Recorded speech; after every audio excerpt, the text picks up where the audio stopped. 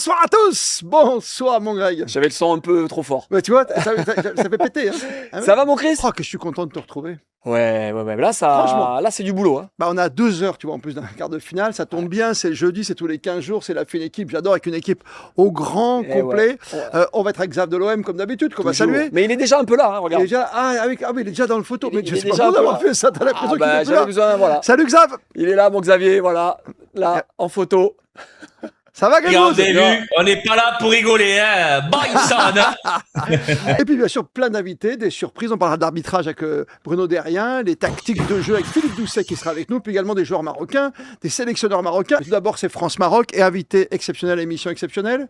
Bah, cadeau pour toi, Greg. Ah bah là c'est. Ça va au-delà du football. Là. Champion du monde. Non mais voilà. Salut Vicente Lissarassou. Salut Christophe, salut à tous. Mais quel bonheur de t'avoir, t'es en pleine forme. T'es en pleine forme. Comment tu le sens ce France-Maroc là? Ça va être aussi bien qu'il y a 4 ans. On va tout gagner. On avait gagné 2-0. On continue, on est encore plus fort, nous. Bah, ce qu'on aime dans le foot, c'est qu'avant le match, on est toujours un peu fébrile. Hein. Ouais. Que tu sois joueur, que tu sois supporter, il faut avoir la confiance, mais il faut pas avoir non plus des certitudes. Je pense qu'on est supérieur au Maroc. Mais je pense que le Maroc est une bonne équipe, une équipe qui a beaucoup progressé.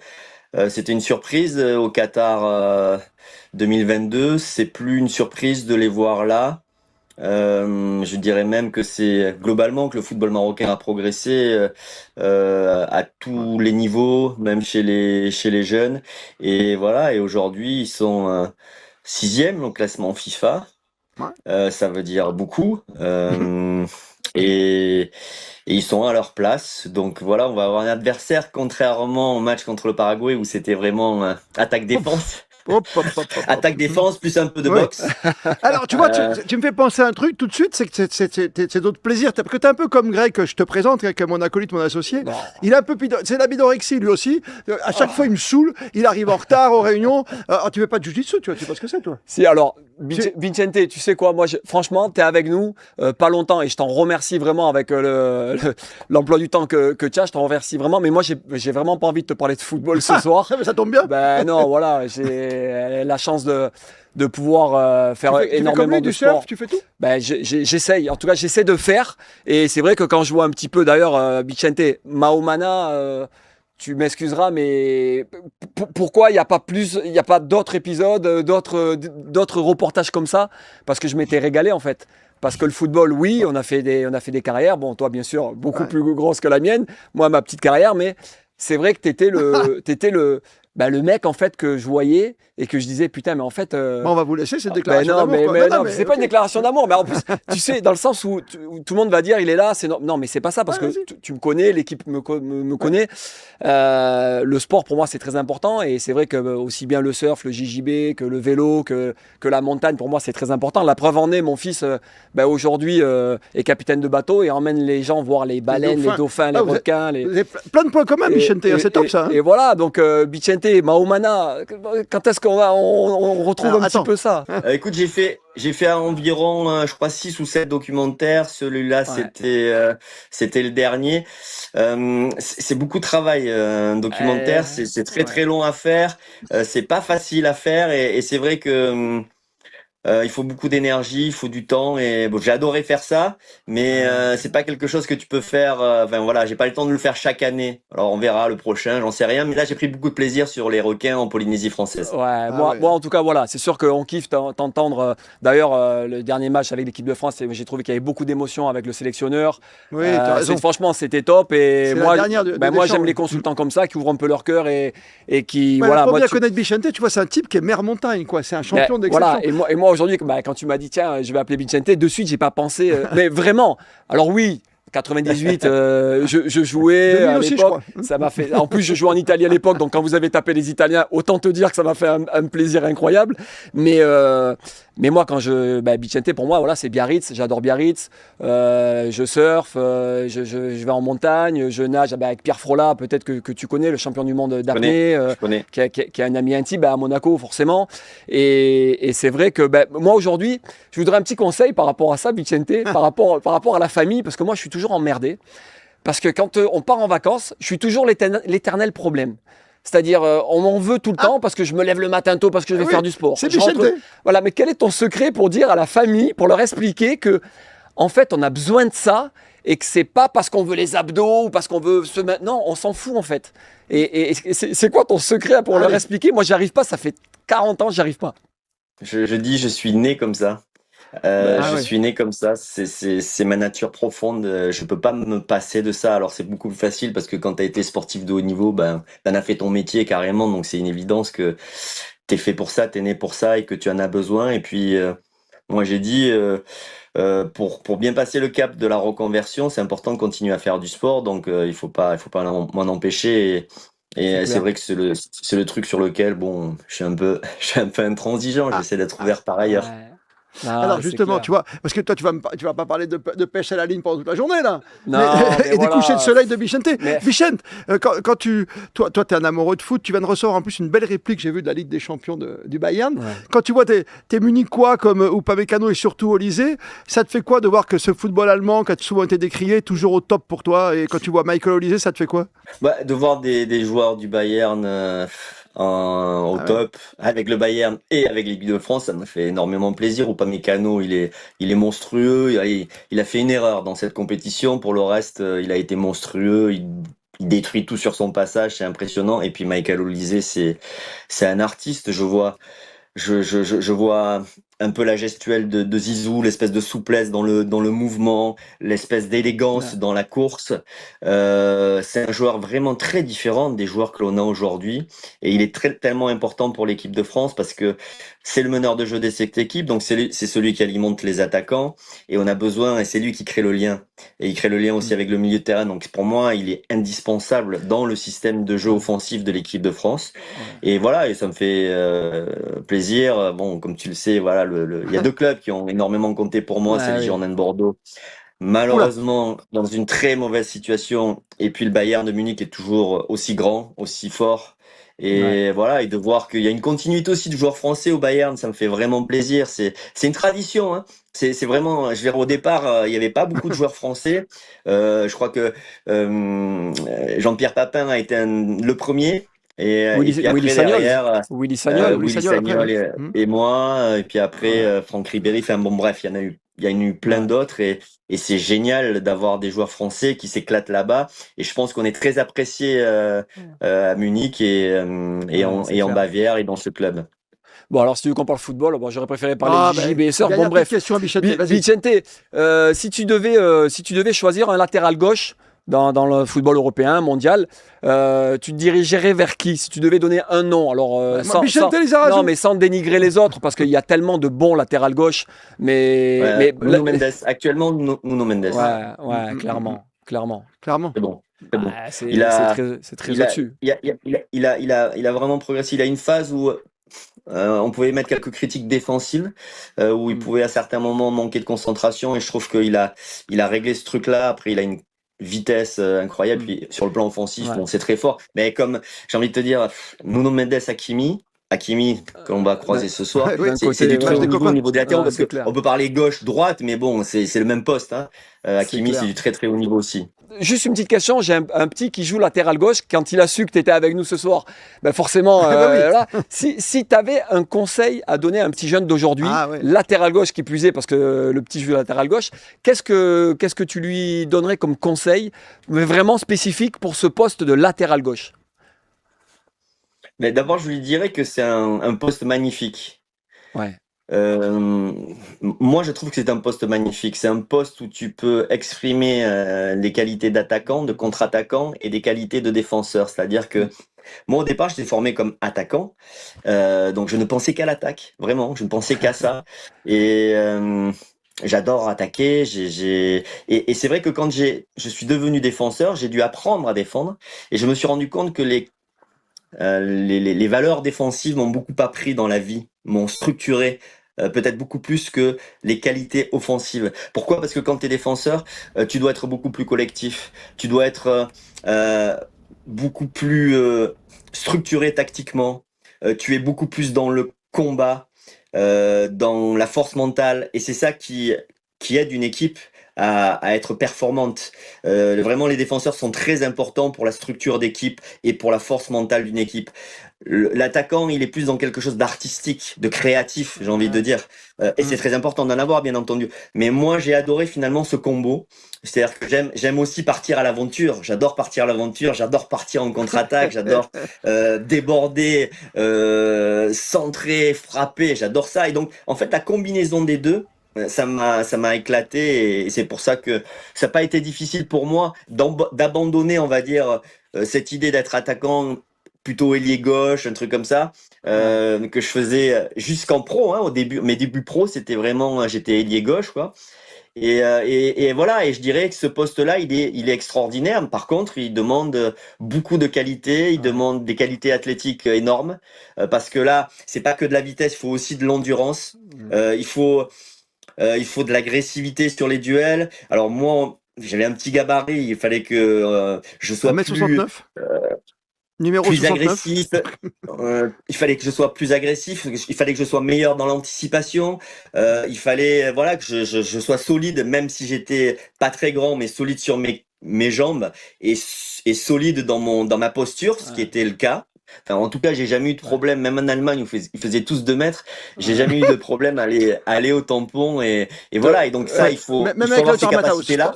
Je pense qu'il aurait aimé jouer ce match contre le Paraguay. Vicente. Ah oui, alors adoré. Je pense j'aurais très bien ce Paraguay. Les gens, mais c'est vrai que ce match-là, j'aurais adoré le jouer. En fait, les gens étaient outrés de l'attitude des Paraguayens. Mais en fait, football sud-américain, alors ça serait une caricature de dire tout le football sud-américain, mais les Argentins, ils aiment bien jouer comme ça, les Paraguayens, ils aiment bien jouer comme ça. Et voilà, et moi j'ai joué une finale de coupe intercontinentale contre Boca Juniors, des Argentins, c'était exactement la même chose. Et on a gagné, et on a réussi à faire expulser un joueur de Boca, alors qu'ils ont tout fait pendant tout le match pour nous faire péter une durite, comme les Paraguayens là. Et je te jure, j'aurais aimé discuter de ça avec les joueurs d'équipe de France. C'était jouissif d'avoir gagné comme ça, même si c'était moche au niveau du football. Mais tu vois, aller au combat, ne pas disjoncter, rester professionnel, rester concentré, c'est aussi une satisfaction. Et l'équipe de France est restée dans la limite. Et c'est pour ça que ce match-là, moi, il m'a beaucoup amusé. C'est clair. Après, je trouve que ça a dépassé les bornes avec l'arbitrage et Bruno de Rien. Mais ça, c'est la problématique de l'arbitre. C'est pas à un moment donné, l'arbitre décide et à un moment donné, les joueurs, ils sont malins. S'il avait été un peu plus ferme, crois-moi que les Paraguayens, ils en auraient fait un peu moins. Sauf que là, ils avaient l'impression qu'ils pouvaient tout faire. Vicente, t'as vu l'heure, tu te souviens quand on travaillait ensemble RTL, hein, tu n'avais pas intérêt à te tromper. C'était comme ça, en tout cas, de t'avoir. Et à ce propos, Christophe, je voulais simplement te dire, j'ai accepté ton invitation par amitié, bien sûr, et aussi par reconnaissance. Les années passées à RTL ensemble, t'étais la figure d'RTL, t'étais la référence d'RTL, et moi, c'était voilà une période magnifique de t'écouter, de travailler avec toi, et je voulais te remercier pour ça. Tu sais quoi, tu es notre invité quand tu auras du temps, parce que je sais que tu n'arrêtes pas avec l'équipe débrief, l'équipe papier, avec Nathalie Yanetta, Radio France, ici. Mais quand tu veux, d'un jour tu m'appelles, tu viens à Monaco, on t'invite. Ah oui, comme ça on ira et on ensemble, parle foot, on ira ensemble sport. dans la salle de JJB où je m'entraîne et on s'amusera. Regarde, j'étais même, regarde, non, de l'autre côté, regarde. Il y a une salle de JJB à Monaco ? Bien sûr, la Blackout Academy qui a été fondée il y a une quinzaine d'années par des amis à moi qui ont encore, et ça tourne très très bien, et on reçoit des guests comme Georges Saint-Pierre, comme plein de guests, et franchement on t'invite. Tu viens quand tu veux, Bichette. Quand tu es là, mais bien volontiers, vraiment. Attends, dis-moi, Bichette, j'ai juste une surprise, il y a quelqu'un qui veut te dire bonsoir ce soir. Bonsoir monsieur. Monsieur Henry, bonsoir à vous. Comment ça va? Alors, nous ça va. Vu les propos que vient de tenir Vicente, je pense que le 6 octobre prochain, pour le jubilé de Robert Pires, il va être le numéro 1 sur le terrain en pleine forme. Lui qui a tendance de moins en moins à pouvoir jouer nos matchs, je serai là. Je serai là pour Robert, je serai là pour le match.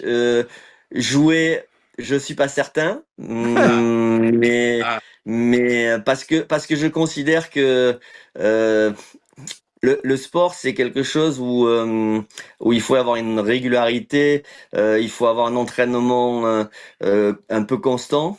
Et ça devient un peu dangereux quand tu n'as pas cet entraînement constant. Moi, par exemple, aujourd'hui, mon corps, il est adapté à la bagarre, au jiu-jitsu brésilien. Il est adapté au vélo. Il est adapté à la rame en surf, il est moins adapté au foot et on s'en rend pas compte à quel point le foot, quand tu joues très peu, c'est dangereux parce que c'est des accélérations vraiment importantes, c'est des courses en arrière, c'est des courses sur le côté, c'est des sauts. Voilà, et ça peut devenir dangereux quand tu n'as pas cet entraînement-là. Et puis bon, il faut accepter le temps qui passe aussi, hein, tu vois. Donc je serais ravi d'être avec vous, mais à un moment donné, il faut accepter aussi le temps qui passe, quoi. La troisième mi-temps. Merci Bichente d'avoir pris du temps pour nous. On va continuer avec Henri-Émile. On va parler de toi, bien sûr. On va parler aussi de ce passage de témoin qui se profile à l'horizon, quand même, le plus tard possible entre Deschamps et Zidane, parce qu'il les connaît bien, les garçons. Merci encore, Bichente, d'avoir pris du temps pour nous. C'était un pur bonheur. L'invitation, elle tient. Tu viens quand tu veux ici. Non, Bichente, je t'attends sur le tatami. Et Bichente, tu vas regarder samedi soir le combat, notre petit Français contre l'Anglais, France-Angleterre, Benoît Saint-Denis. Probablement. Alors, non, là tu parles de l'UFC, là, ouais. Oui, oui, j'aime bien. Je suis ça et je vais essayer de regarder ce combat-là, ouais, en effet. Allez, bisous, Bichente. Te mets pas en retard. C'était un bonheur de t'avoir dans la file équipe. Merci beaucoup. On est avec l'équipe traditionnelle, bien sûr, avec Xav de l'OM qui nous rejoint, qui était là avec nous, Xav. Toi, tu l'as connu, Bichente, à Marseille, un petit peu, pas longtemps, hein?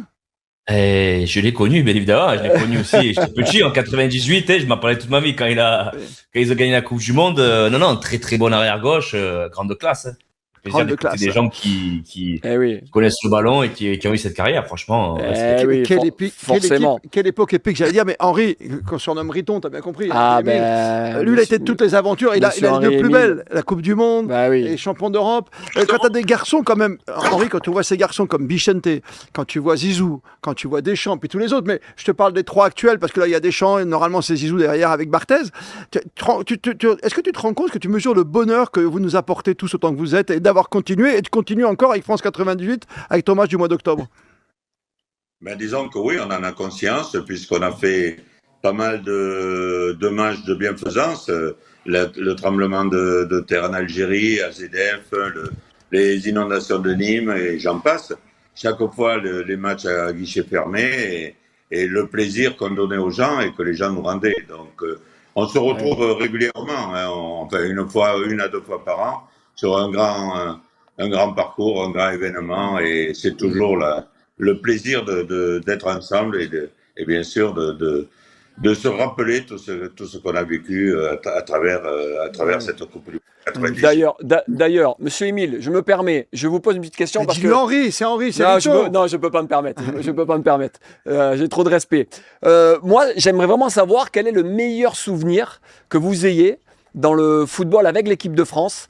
Alors peut-être oui, alors vous allez me dire peut-être la Coupe du Monde 98, peut-être, mais un détail, même si c'est la victoire, un petit détail qui aujourd'hui vous rappelle encore, qui vous donne encore des frissons. C'est important pour nous, c'est important, surtout ceux de ma génération qui avons vécu 98 et venant de vous, c'est encore plus beau. Ce qui me vient tout de suite, c'est la remontée des Champs-Élysées le lendemain, qui a été un événement fantastique, avec une décision qui m'a moins fait sourire que j'ai dû prendre personnellement, où j'ai demandé au bus de tourner à un moment donné. On n'est pas allé jusqu'en haut des Champs, parce que j'étais sûr que quelqu'un allait passer sous les roues, tellement que les gens se serraient, la police qui entourait le bus était épuisée, et on allait vers un pépin, ce qui aurait été dramatique dans ce contexte. Mais il y a ça, et après le match, d'être bloqué sur le périphérique où on s'enquiquine tout le temps et de voir des gens sortir de la voiture, jouer au ballon, faire n'importe quoi. On a mis 3 heures pour aller jusqu'à Clairefontaine quand même. C'était la folie. Et je rappelle juste, non, mais attends, juste dire, rappeler qu'Henri, c'est quand même, c'est le grand frère, c'est un entraîneur à la base, hein, quand même, qui est avec Michel Hidalgo, les années 70, c'est Henri-Émile, et qui a donc connu 98, qui a connu 2000. Je te laisse poser ta question, mais après, j'aimerais bien qu'on parle, tu sais, de ce qui se passe maintenant, tu vois, juste avant un match. Oui, bien sûr, mais bon, j'ai monsieur Émile avec nous, je vais pas. Bien sûr. Xavier, toi pareil, Xavier, n'hésite pas. Quel est le secret d'un bon intendant ou coordinateur pour mettre les joueurs dans les meilleures conditions et que cette personne puisse récolter les fruits comme vous les récoltez encore aujourd'hui, puisque vous avez vu les yeux de Vicente quand M. Henri-Émile est arrivé, et pour le coup, je suis aussi ami avec des joueurs que vous avez bien connus, et quand on parle de vous, forcément, il y a tellement de respect. Quel est le secret d'un bon intendant, un bon coordinateur pour mettre les meilleurs joueurs, les joueurs dans les meilleures conditions? Mais déjà, c'est de bien se connaître. Vous savez, j'allais, moi, pendant toute cette période où j'étais dans le staff de l'équipe de France, j'allais voir tous les week-ends des matchs. Et je souhaitais, moi, manger avec le joueur et son épouse après les matchs. Je les invitais. Et à travers ça, on a eu des relations qui dépassaient le football. Et personnellement, je me suis servi des fois de ce relationnel avec leurs femmes pour avoir des décisions qui étaient plus faciles à prendre. Je vous en donne un exemple. Quand on a été alerté qu'il fallait aller à la garden party que Jacques Chirac. De l'Élysée, avec Chirac. Ouais. Bon, mais je me suis appuyé sur les femmes pour pouvoir le faire accepter parce que les joueurs voulaient partir en vacances. Et là, au niveau du staff dirigeant, personne n'osait rien dire. Je me suis permis d'appeler les femmes et en leur disant, dites bien à votre mari que ce soir, je vais dire que c'est obligatoire et qu'ils se taisent. Comme c'était les cadres, les jeunes se sont tus et on a eu la réussite après de respecter cet engagement. On est à 1h de la Marseillaise dans quelques instants, maintenant, hein, à peu près, 22h le match. Comment ça se passe à ce moment-là? C'est toujours, moi, cette description, on a parlé avec Lionel Charbonnier. La vie de château à Clairefontaine, c'est compliqué, mais c'est autre chose. C'était 88, donc tu étais là-bas. Après, tu vois les trajets, on sait que c'est compliqué, mais ça va un peu plus vite aujourd'hui. Mais quelle est l'ambiance dans le bus au moment où tu te rends au stade comme ce soir à Boston, Henri? Comment ça se passe? 1h30 avant le coup d'envoi, est-ce que chacun est dans sa bulle? Chacun déjà écouté sa musique dans des petites oreillettes? Oui, mais c'est le cas, c'est ça. Personne ne parle. Aujourd'hui, bien sûr, ils ont tous un casque sur la tête. C'était pas le cas il y a 30 ans. Mais c'est une concentration personnelle. Nous, en 98, quand on est parti au stade, ça a été plus la surprise de voir des gens tout le long du trajet qui étaient sur des voitures, qui étaient toutes les motos qui suivaient, l'hélicoptère au-dessus. C'est tout ça qui a un peu permis de se mettre dans l'ambiance, parce qu'on savait que tout le monde attendait quelque chose de grand de la part de l'équipe de France. Casse pas ton téléphone, Henri, hein, attention, hein. Ne le casse pas. Hein. Ouais, d'accord. Xavier, monsieur Henri-Émile, il est avec nous, hein. Oh. C'est la classe. C'est la classe. Non, j'ai une petite question à lui poser. Est-ce qu'il a eu l'opportunité d'être adjoint pour un entraîneur dans un club au lieu de l'équipe de France? Oui. Dans un club de Ligue 1 ou autre? Alors, je l'ai pas en pratique, non. Par contre, j'ai eu plusieurs sollicitations, ça oui. Mais lesquelles? Il y a eu Nantes, par exemple, à l'époque. Comment ça va se passer la transition entre Deschamps et Zidane? C'est deux garçons qui se respectent, qui s'aiment ou qui n'ont pas plus de rapport que cela? Mais d'abord, moi, je voudrais rester réservé parce que tant que la décision n'est pas prise. Mais que je peux dire, si c'est Zizou qui prend l'équipe de France, ce que je lui souhaite, parce qu'il a toujours eu envie. Si j'avais 20 ans de moins, je repartirais avec lui. Ça, c'est sûr. Maintenant, je ne le connais pas. Mais ça va bien se passer. Tu vois, ton côté journaliste revient avec tes questions. Il revient. Tu as raison. Tu as vu, Xavier? Il revient. Ça y est. Henri, le journaliste qui est Christophe Paco revient toujours à la charge. Quand c'est comme ça, tu sais quoi? Moi, je fais appel on appelle un arbitre. On appelle un arbitre. Et un bon. Allez, et un bon. Un bon? Et un bon. Ah mince, on n'a pas. C'est Bonsoir, Bruno Derrien. La dernière fois que j'ai croisé Henri, c'était en 2018. J'ai eu la chance d'arbitrer le 20e anniversaire de la victoire de France 98. C'était à l'Arena Nanterre contre une sélection du monde. Tu te souviens, Henri? Et il y avait Usain Bolt d'ailleurs qui jouait dans cette sélection. Ah oui, tu as vu Usain Bolt qui jouait à Manchester. Mon dernier grand match arbitré. C'était le 20e match transmis à TF1, c'était superbe. Il a mis des rouges un peu. Si vous avez besoin d'un arbitre, je suis là. Je reprendrai le chemin de l'entraînement. Merci Henri. Tiens, je te présente aussi quelqu'un que tu connais qui va nous rejoindre parce qu'on a un petit débat sur l'arbitrage. On va parler du Maroc derrière. Spécialiste du football africain. Si je te dis la palette, ça te dit quelque chose? La palette à dos douce. Philippe Doucet qui est avec nous également ce soir dans cette émission. Philippe. Et là, il y a de la... Il vient d'aller prier, là. Il y a d'aller prier, là. Il y a de la qualité, là. Là, dans la fine équipe, franchement, il y a que du lourd. Hein. Entre Vicente et ce qu'on a là à l'écran, Philippe, j'ose même pas parler. Philippe, c'est quoi pour toi, Henri-Émile? Je te mens pas Bruno Derrien, c'est un arbitre qui met des cartons, mais bon. Non, Henri, c'est toute une époque. Pour moi, c'est un de ceux qui représente le mieux toute une époque où il y avait une convivialité beaucoup plus simple dans le foot, et Henri l'incarnait très très bien, même pourtant il était autour de l'équipe de France, donc c'était pas rien, c'était au plus haut niveau.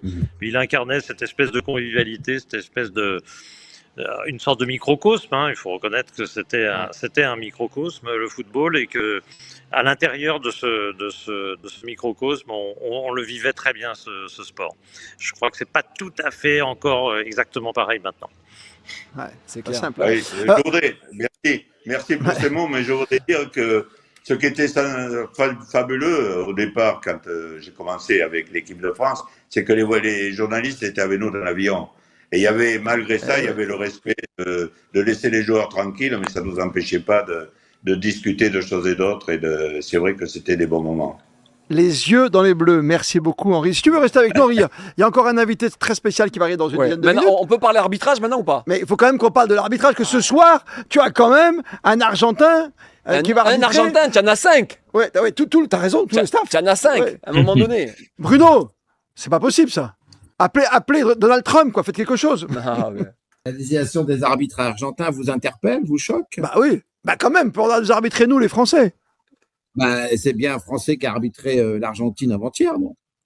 Ah, le Texier. C'est pas le Texier qui a arbitré l'Argentine. Ouais. Alors, d'accord. Moi, je mets les pieds dans le plat. Voilà. Moi, je voudrais bien parler d'abord, Bruno, de France-Paraguay. Ah, ouais. Moi, tout le monde s'en prend aux Paraguayens. Tout le monde. À un moment donné, les Paraguayens, ils ont fait ce qu'ils avaient à faire. Ils pouvaient pas faire autrement. Donc voilà, on les a laissés faire. Mais comment est-ce possible que l'arbitre, ok, il le voit pas, il n'y a pas de problème, mais on met en place la VAR. Comment les Paraguayens ont pu finir le match à 11 après les gestes ignobles qu'on a vus sur un terrain de football en Coupe du Monde? Donc, et sans carton jaune. Et sans carton jaune. Donc moi, la VAR, oui, très bien, on modernise le football, mais je commence à me rallier à la cause de Michel Platini, qui disait et qui dit encore aujourd'hui que la VAR tue le football. Je vais commencer à me dire que finalement, il a raison. Il a pas tort. Comment est-ce possible que les Paraguayens finissent à 11? Je voudrais juste savoir ça. Je me suis posé la même question que vous. Je crois que ça a été un naufrage de l'équipe arbitrale sur le terrain, mais aussi de la VAR. Personne n'a pris ses responsabilités. Les Paraguayens ont fait ce qu'ils voulaient. Ils ont usé de manœuvres dilatoires tout le match. On a senti d'entrée de jeu, voilà. L'objectif des Paraguayens, c'était d'aller jusqu'au tir au but pour avoir une chance de passer et d'éliminer la France. Ils ont commencé à jouer lorsqu'ils étaient menés 1-0. C'est vrai qu'il y a eu des gestes des Paraguayens quand on sait que les Français ont écopé de 3 cartons jaunes et que les Paraguayens n'ont pas eu un seul carton jaune. Alors, il y a eu des coups de coude. Il y a un joueur paraguayen dont le nom m'échappe. Je me demande comment il a pu finir la rencontre. Bon, Xavier, il le connaît le nom. Je crois que même M. Colina, là, le patron des arbitres à la FIFA, a donné son sentiment sur ce match. Je crois que cet arbitre paraguayen, on ne le reverra pas d'ici la finale de la Coupe du Monde. Et je pense qu'on le reverra plus sur des grands matchs internationaux. Voilà, il s'est planté. Après, le débat, c'est de dire aussi, mais est-ce qu'un arbitre ouzbek a des... Ah, on dirait Thierry Roland. On dirait Thierry Roland. De diriger un match pareil. Évitons ça parce qu'il y a il y a de grands arbitres dans les grands pays de football, mais il y a aussi de grands arbitres dans des pays moindres. Je pense qu'en 98, Henri Michel,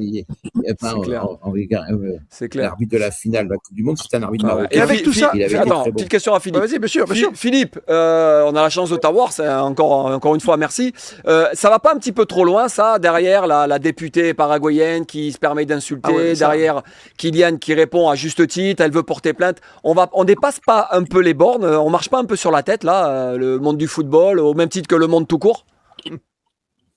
Bah oui, je crois qu'on peut parler du monde tout court, parce qu'en l'occurrence, ça n'a plus rien à voir avec le foot. Et le gros défaut du foot, c'est qu'il attire beaucoup de gens. Alors, il y a le côté positif, hein, ça attire beaucoup de monde, donc beaucoup d'argent, donc beaucoup d'intérêt, donc tant mieux.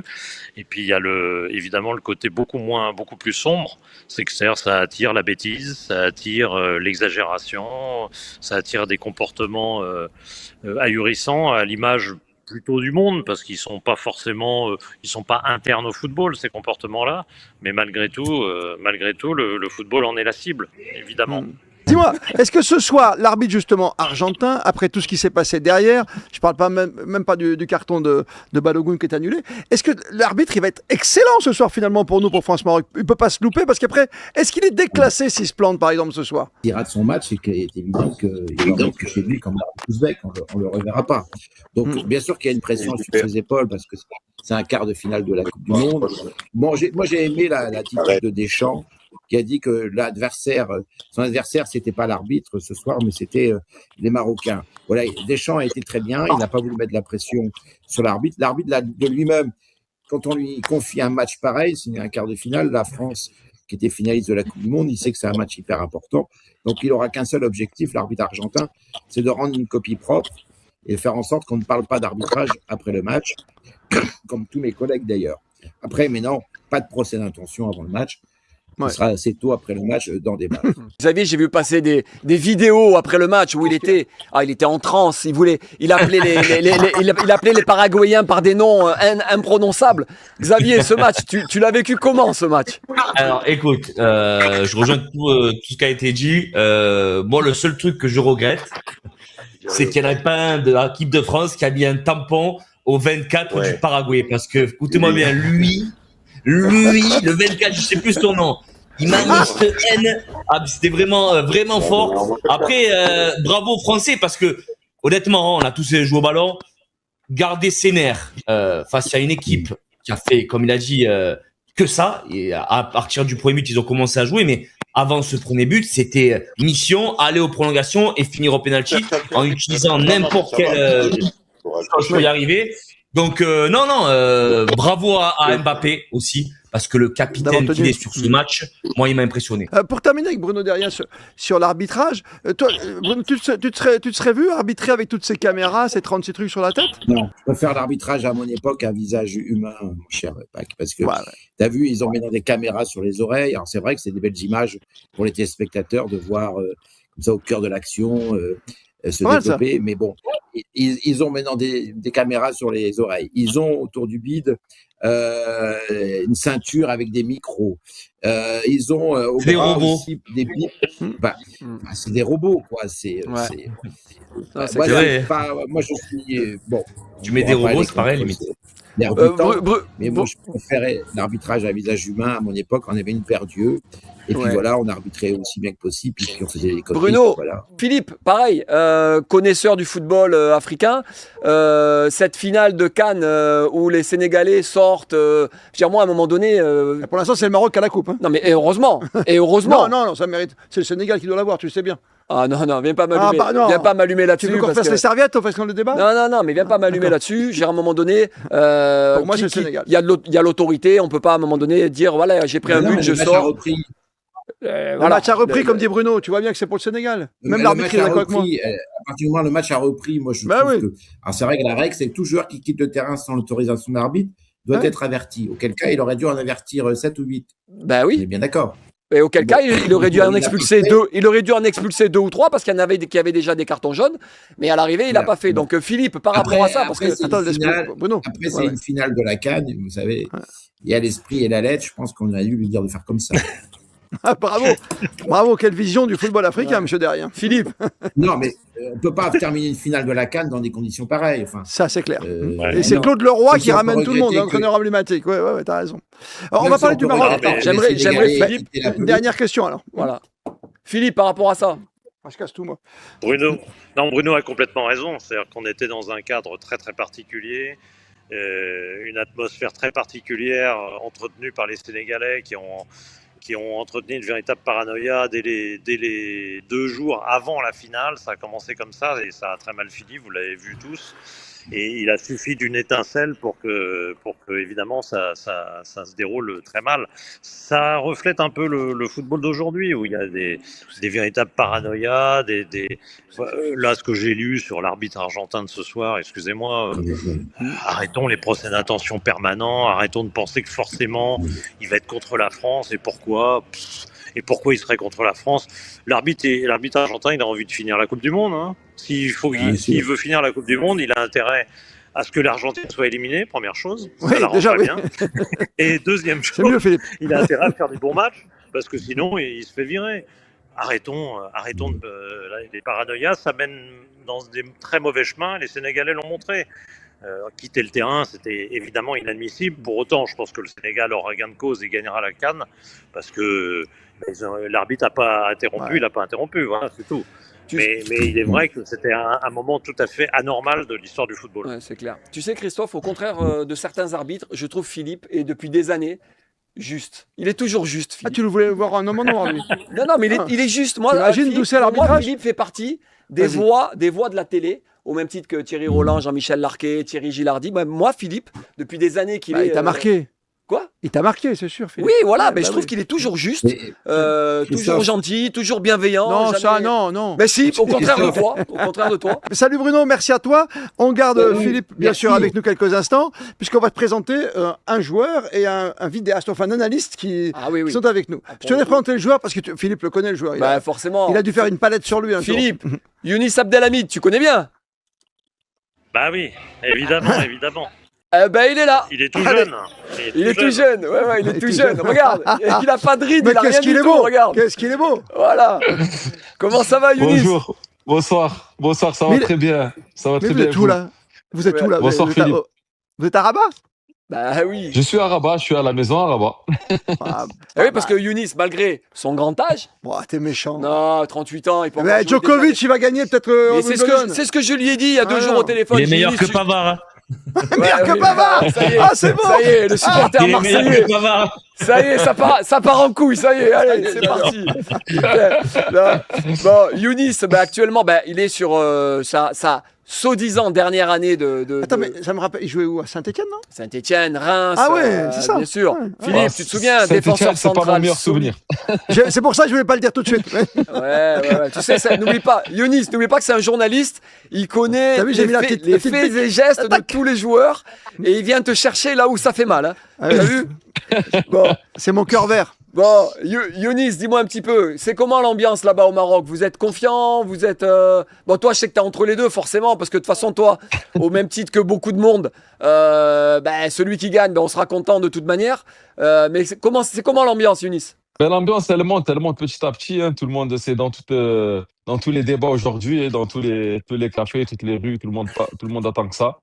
Donc voilà, on attend de voir ce match, cette grande affiche, et on espère que... Il y a du monde avec toi ? Il y a du monde. Ça va bien se passer. On peut lui dire bonjour, c'est quoi ? C'est le fils ? Eh oui, c'est le fils. C'est mon fils, c'est mon petit-fils. Ah il fait chaud là-bas. Hein, salut mon grand. C'est quoi son prénom ? Ilyes. Dis bonjour. Dis bonjour.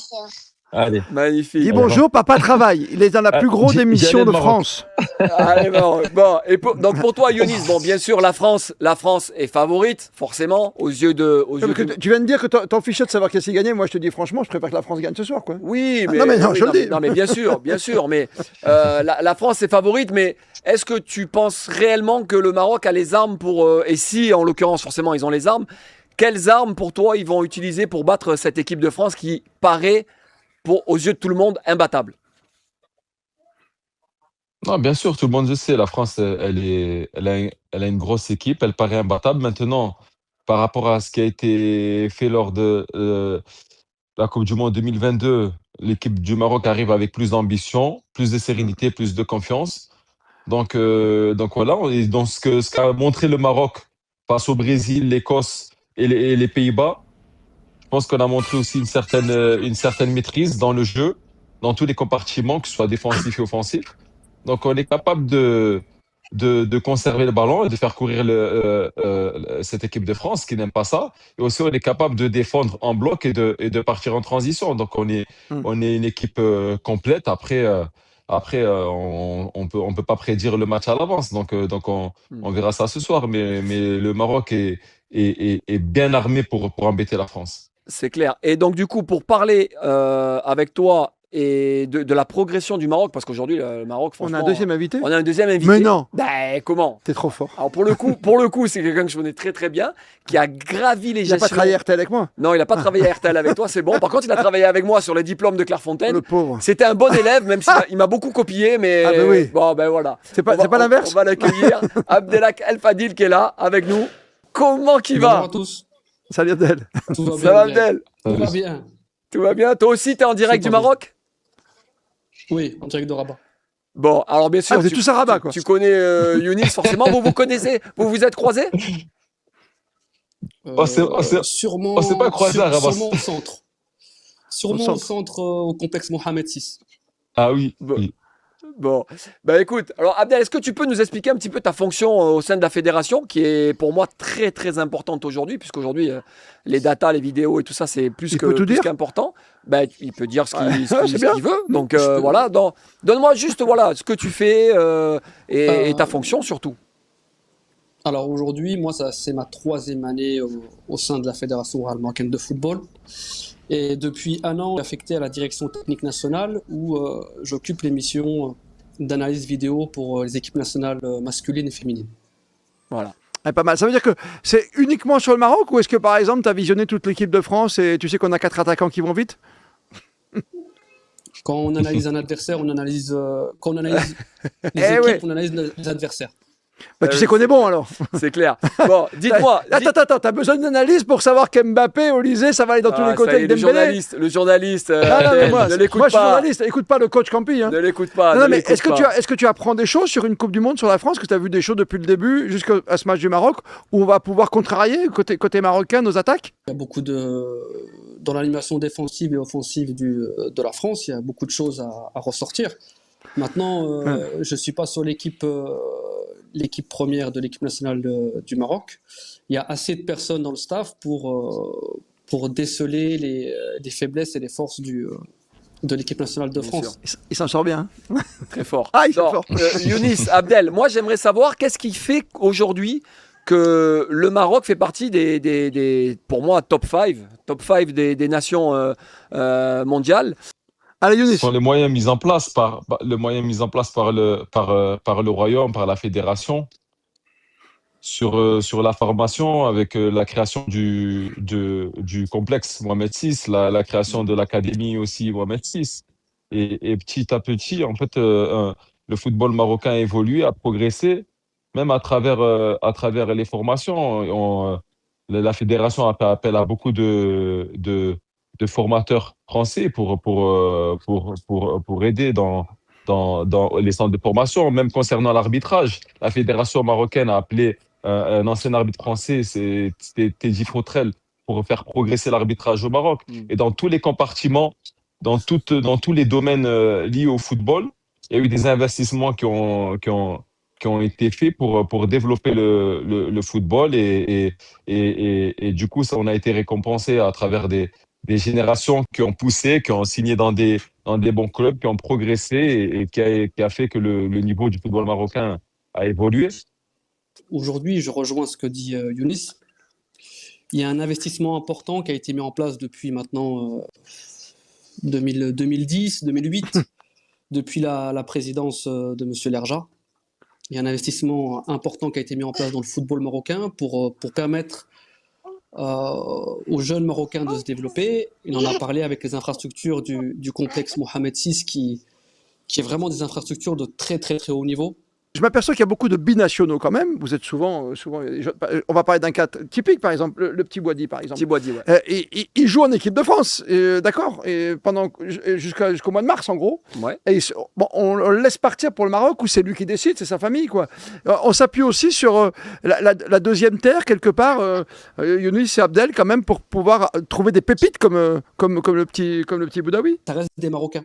Ça reste Qu'est-ce des que tu en Marocains, ça reste des, Oui, bien sûr. des personnes qui sont liées au Maroc. Et c'est une force. C'est la force de la diaspora marocaine, c'est que on a une communauté immense dans le monde. Younis, Abdel, si vous deviez récupérer un joueur en équipe de France, lequel vous choisirez?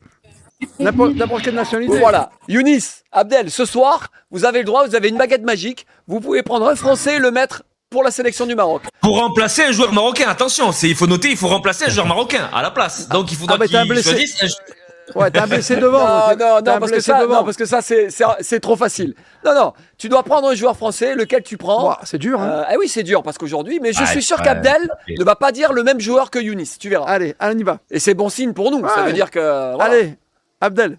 Moi, j'aurais dit tout simplement Mbappé. Mbappé, un tueur. Younis, un tueur devant le but. Oui. Je suis d'accord.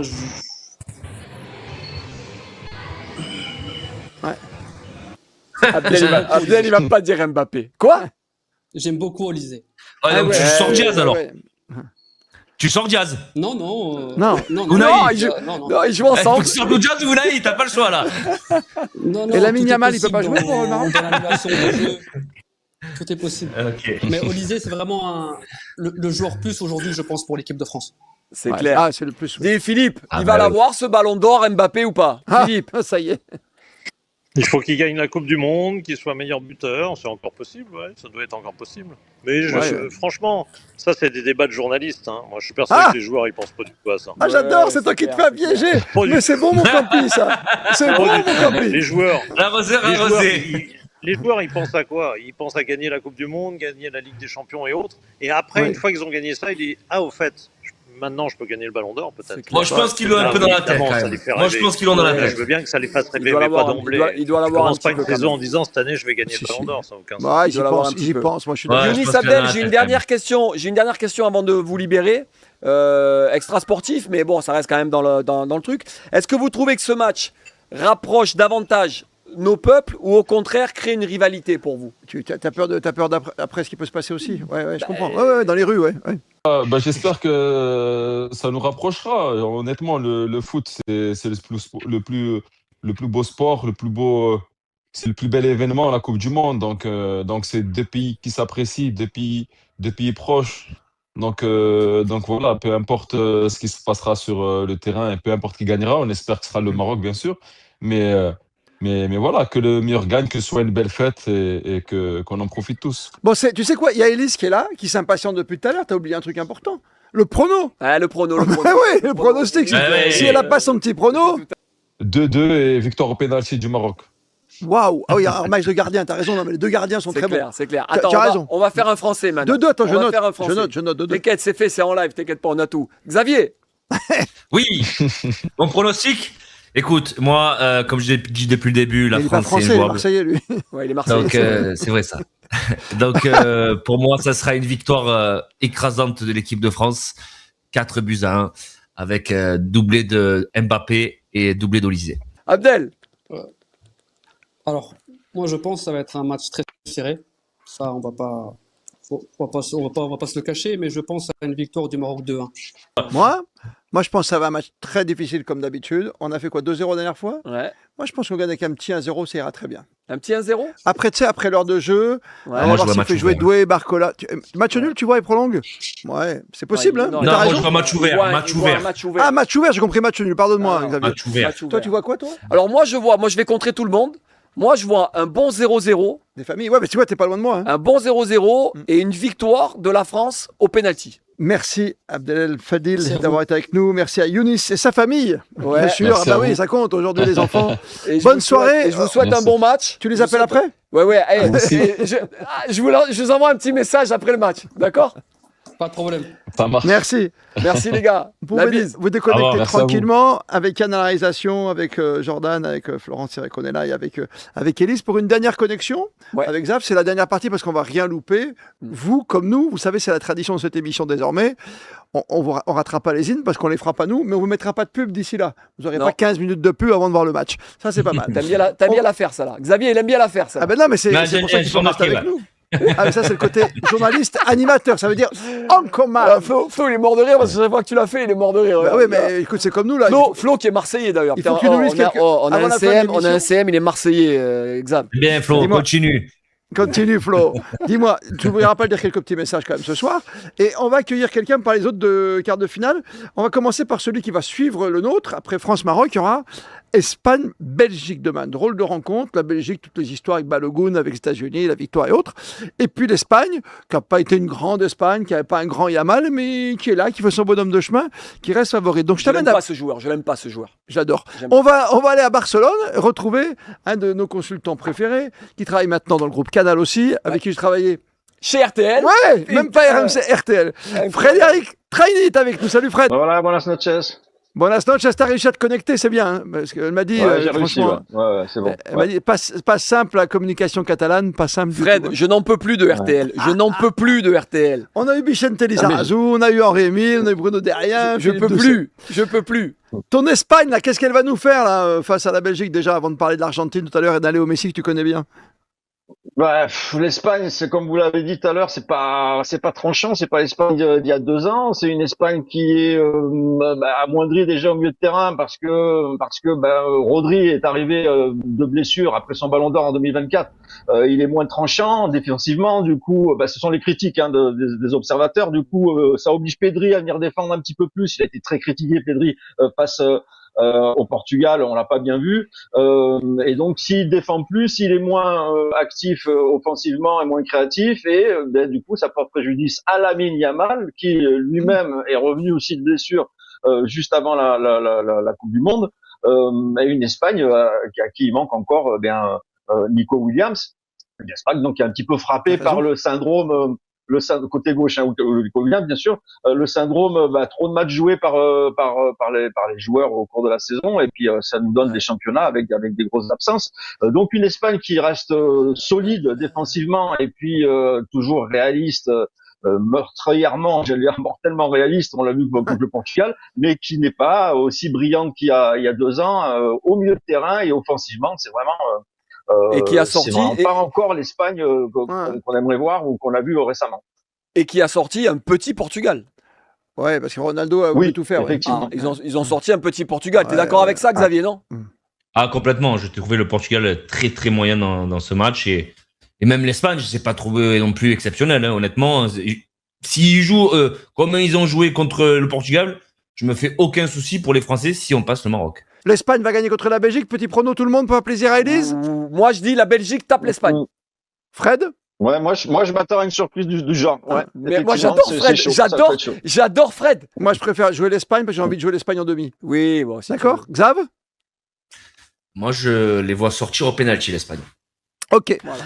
Argentine, c'est le dernier match, dernier quart, qui va jouer contre la Suisse. Parcours très facile de l'Argentine. Juste un mot. T'as 1 minute, 1 minute 30, fais-moi rêver. Qui est Léo Messi pour toi? Pour moi, Léo Messi? Bah ouais. Écoute, pour l'instant, c'est un petit peu ambivalent parce qu'effectivement, il fait un super mondial, on parle que de lui, effectivement. Mais alors, ce qui se passe, c'est que l'Argentine a réussi, ça fait des années qu'ils essayent, et puis c'est Scaloni qui a réussi à mettre autour de lui une équipe qui joue pour lui, toute l'équipe joue pour Messi, ce qu'il n'a pas réussi à faire le Portugal avec Cristiano Ronaldo. Finalement, c'est ce qui est dommage parce qu'ils n'ont pas utilisé ses qualités de finisseur, et contre l'Espagne dans un match hyper chiant, tactico-tactique, et qui s'est joué à un but, c'était une grave erreur. Donc finalement, ils sont devenus aussi Messi dépendants. Ça, c'est la grande critique des journalistes argentins vis-à-vis de l'équipe actuelle. Ce n'est pas l'équipe d'Argentine d'il y a 4 ans.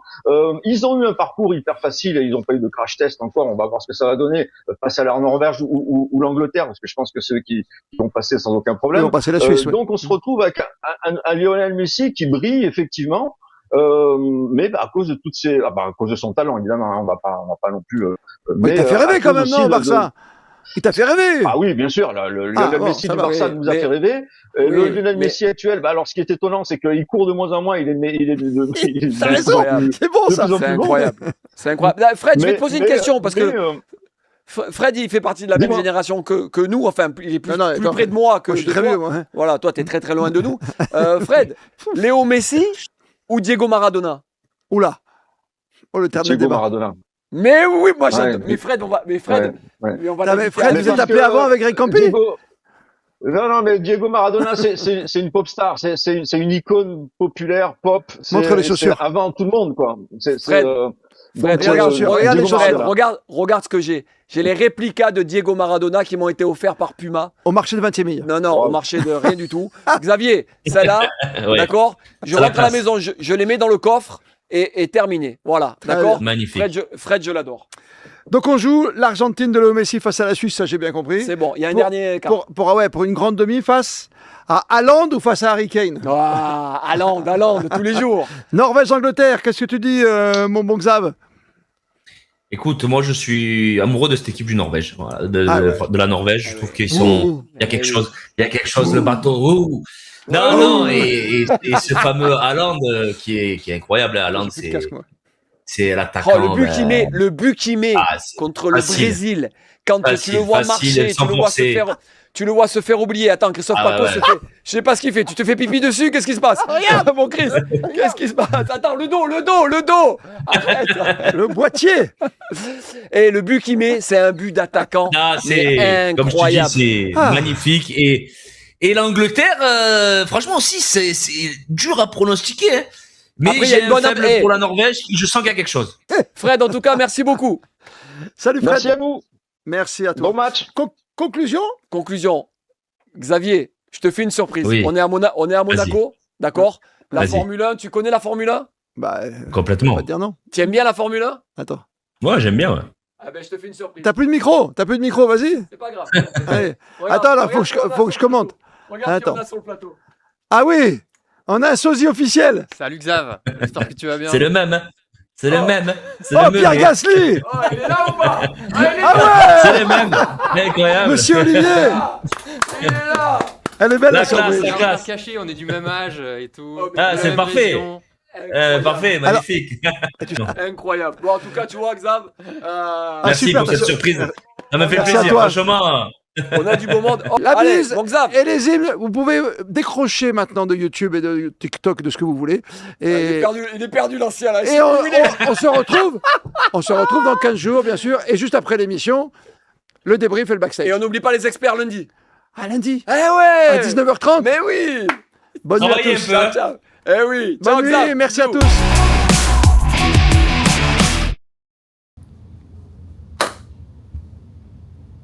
Le débrief. Mais oui. Ça y est, on y est. 2000. On n'a pas tremblé. Hein. Ça a été bon encore. On n'a pas tremblé. Hein. On n'a pas été extraordinaire. Non, on a été bon. Oui, mais tu gagnes contre un petit Maroc. Ouais, t'as vu les occasions? Il y a eu combien? On a regardé, on a rigolé. Les stats, incroyable quoi. 18 tirs, 10 cadrés. C'est comme le truc pour la France. Le momentum, tu sais. Momentum. Moi j'adore. J'ai du mal à le dire. Momentum. Parce que moi je suis latin. D'accord, c'est du latin. Donc momentum. Momentum. Les moments. Donc il n'y avait que nous. Il n'y avait que nous. Ouais. Franchement, on a. Alors, est-ce qu'on a marché sur le Maroc ou est-ce que le Maroc n'était pas au rendez-vous? Ils n'ont rien fait. Hein. Ils n'ont rien fait, franchement. Parce que bon, après nous, on a le penalty au début. On a le penalty, très mal frappé par Kylian, mais qui est perturbé parce que 2 fois on l'embête, t'as vu sur le. Oui, après il doit quand même avoir la concentration pour pouvoir finir et mener 1-0. Franchement, on n'a jamais eu peur sur ce match-là. T'as eu peur, toi? Non, après, tu voulais qu'Mbappé sorte, mais heureusement qu'il est resté. Ouais. C'est vrai. Non, il met le 1-0. Enfin, comme d'habitude, il met un but venu d'ailleurs, quoi. Il met un but venu d'ailleurs. Il a cette capacité, tu vois. Bon, et maintenant, tu préfères quoi?